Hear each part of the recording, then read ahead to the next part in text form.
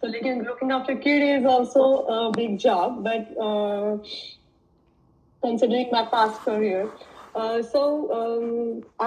started searching for the opportunities, and because I leave my earlier job for my kids, so I don't wanted to suffer that decision, and I wanted to give to have a business like because I came from a business background. I was in job also. I was doing the business management. I wanted to do a business, so I started my own catering business also.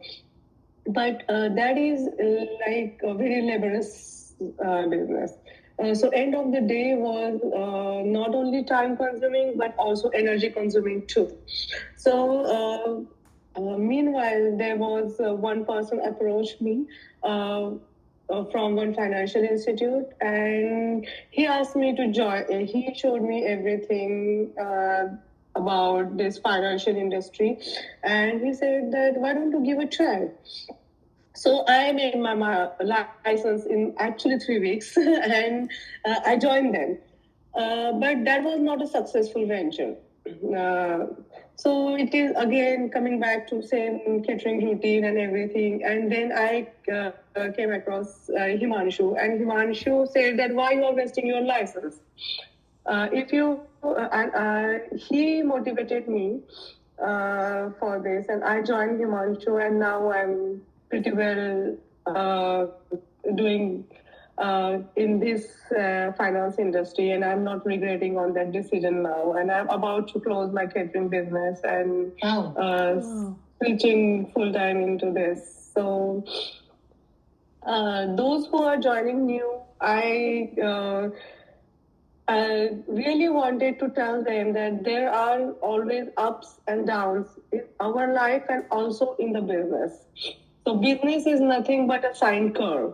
But when it is a down curve, that time you don't have to, you have to prepare yourself for the up curve. So that will make you motivated for the journey. And I always feel that we ourselves are the motivators, not someone else can't motivate you. If you decide that if you do, I don't want to do something, then no one else can make you do this. So first you have to decide that what you want to do and then stick to that, and then you will be on the top one day. This is what my experience is. So that's all from my side. Thank you, Reena, and thank you all for listening this. Thank you. Thank you so much, Praveena. That's so inspiring. So whoever they don't know, Himanshu is my husband. Yeah. I know most of you guys know him, but yeah, if you don't know. Yeah. So Swati, I have one question for you. In this business, like in this finance business, what kind of a challenges, or like if any entrepreneurship, what kind of a challenges you felt in your life? Yeah, so first of all, I think coming all together throughout from service class industry, getting that mindset shift from a job to a business itself is a big thing. I mean, it's more to do with the mindset, but you are not prepared for that. You are so tuned to working for somebody because you know that if I have a problem that somebody will solve, that's the thing that we all are into. So when I came into business and I was like, okay, I have to solve this problem, but very soon I realized that whenever the problems are changing in business, the business is growing. And to the point Praveena said, there can be ups and downs and we have to be prepared. There will be lows, but then be ready for the highs as well. And I know Seema mentioned briefly, she's very new into the business, probably just 2-3 months. And just a week before, she was talking to us and she was like, Swati, I don't know if this is for me or not, and I don't know if I see a value on this or not. And just 2 weeks later, she closed a sale which probably is going to get like handsome 5-figure income. Just one first sale that she closed. So it's a matter of, look forward. Nothing is permanent, like in life, like in business. And as long as your problems are changing, you are progressing in business. Yeah, I'm a true believer of that. But to your point, I mean, we traditionally are not brought up in a way to socialize. We are taught to work and report. That is the way we have been brought up. And because we are in a business of people and we are in the business of invitation, somewhere we have that glitch that holds us back, and because it is not part of our personality or trait that we have learned, and something it needs us to come out of our comfort zone, and anything that makes you come out of your comfort zone does cause a pain. So I think the biggest is the mindset to say, how do I approach people or how do I talk people? But guys, people are looking.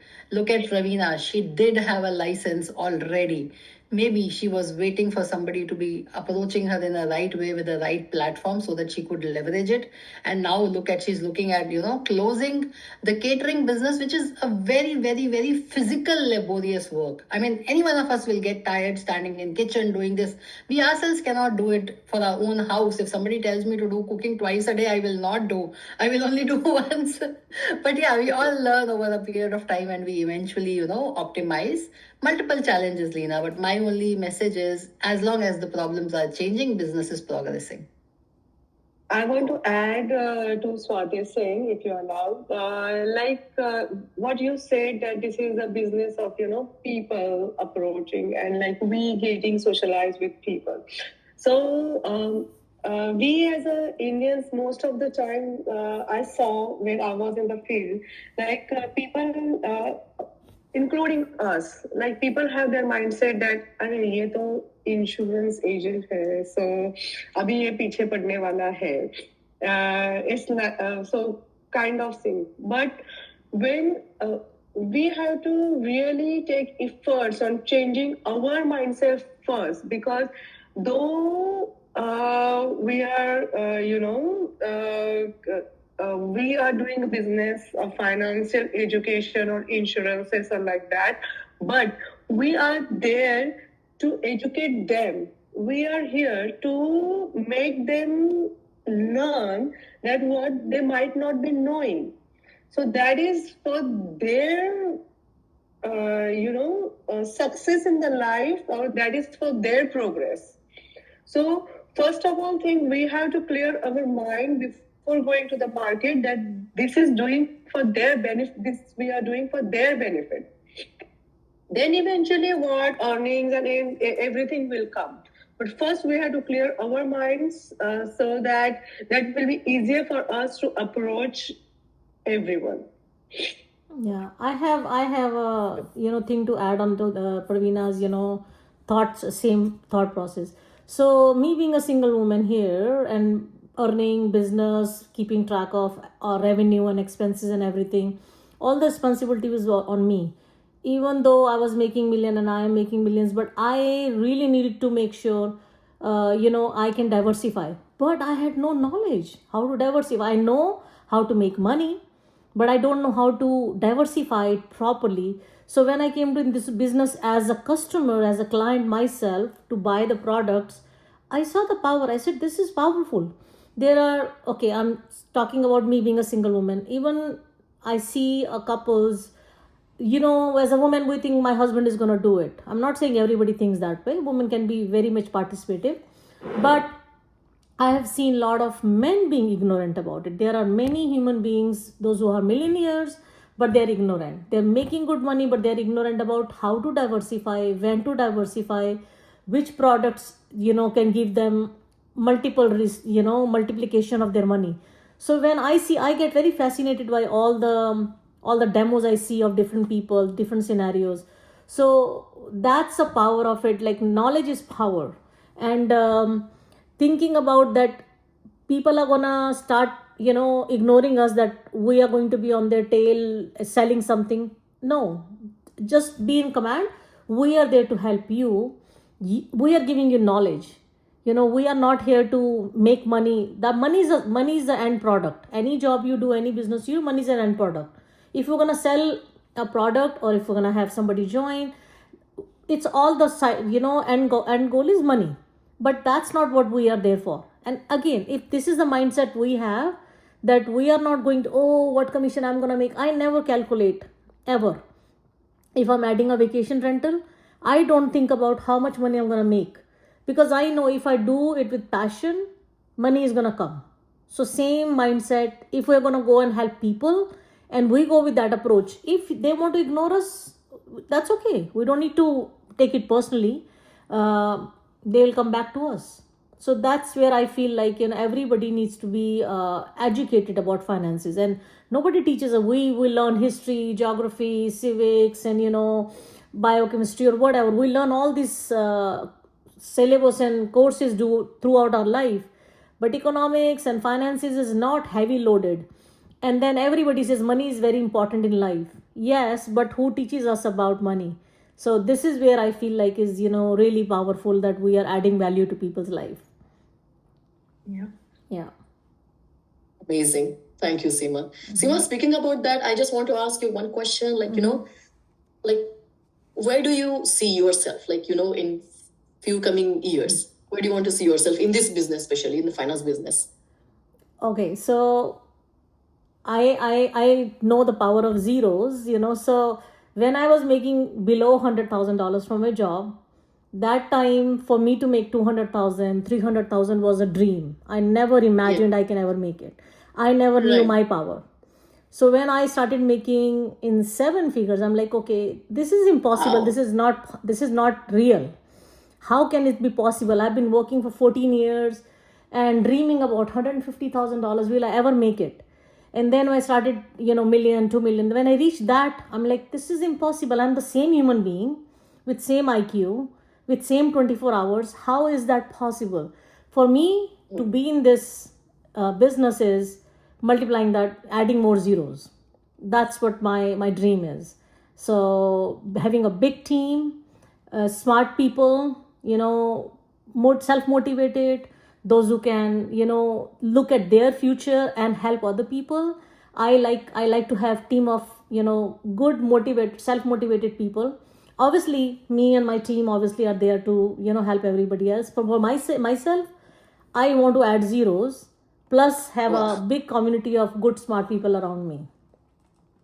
And I have to say something here. I cannot stop now. So I only know Seema from 2 months, only 2 months. Wow. The other day we were talking, and Lena, so do you. I know you for only 2 months. And really, really a good platform where you meet so many energetic people, right? The other day I was Yes. talking to Seema, and then, by the way, for your information, all of you, she makes 3-4 millions a year, okay? I mean, that's her Wow. income. But she was talking, and then she had to basically do some down payment for some investment that she was thinking of. And morning, she's like, Swati, I need $100,000 to be paid. I was like, really? I mean, she's talking big numbers. And I was like, okay. She's like, okay, let me go and hunt out and I'll figure out something.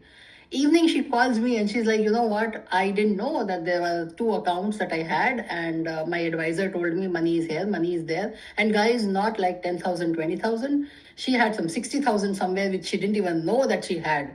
So she's like, I figured out my finances. I was like, wow, I have to be around this lady now. Wow. So yes, the message that I was trying to say is, like she said about diversifying investments, folks, it's a high time we all have to diversify incomes. We are in a geopolitical time where we don't know for whoever we are working how long they are going to keep us. We are at the place and time of the market where jobs may or may not be stable. Especially IT, AI is coming very fast. There is always uncertainty on, what will happen to my jobs. There are a lot to do with the immigration rules on this country. We don't know what will happen. High time we should diversify our incomes also. Yeah, that's a very good say. Okay, thank you so much. Thank you so much. Oh my goodness. Okay, so do you guys have any questions? I think we are running out of time, so I just want to open our questionnaire. So feel free to put it on the chat box, or else you can, unmute yourself and ask your Actually, if questions. anybody wants to share their experience also, we would love to hear from you also. Oh yeah, absolutely. Take the floor. Swati, so I have one question actually. So in this business, I feel more about like approach thing. Like especially I'm new into this business, so I don't know, like how to go and how to say and what to say. So and after that, even like if I'm talking to someone, after that, once I'm done with the meeting, and like if they don't respond to my calls or my emails or anything like that, so how I'm gonna follow up with this situation? I want to learn about that. So would you like to share your experience, like how to approach and how to do follow up in this business?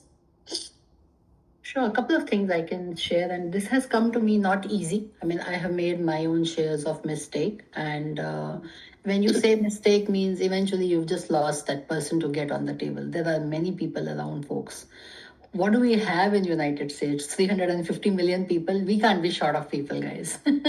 So it's all about looking and doing some farming. And I know our system model books and all that says that multiple ways of approaching and prospecting people. Somebody was sharing the legend who's there in the business for 45 years. He gave a message. He said, I have 5 million people in this business who work with me. And I'm talking about Hubert Humphrey folks, who all you might have heard about. And he said, 5 million people are doing business with me. But you know how many people have said no to me? 45 million people have said no to me because I approached, in this 45 years, I approached 50 million people. But guess what has happened? My zeros only have got added in my income and nothing else. I don't even remember who those 45 million people were. I only remember who those 5 million people are. So that was a big hit that I had. And I was like, wow. So if we run for no's and make ourselves emotionally strong, yes will come on its way. So that's a mind that you will have to adopt. And on the similar note, he said, SW cube, he said. So some will, some won't. So what? Keep going. So make that approach and keep going, guys. It is just a matter of what you will remember is Lena still remembers Pravina is part of her team. She will not remember who said no to you. And another takeaway for this business, particularly, is whenever you approach, though there are some third thumb rules that I can talk, but folks, we are taught that approach call cannot be more than 1 to 2 minutes. The mistake that we do when we do approach to people is basically we start giving presentation. We start answering their questions.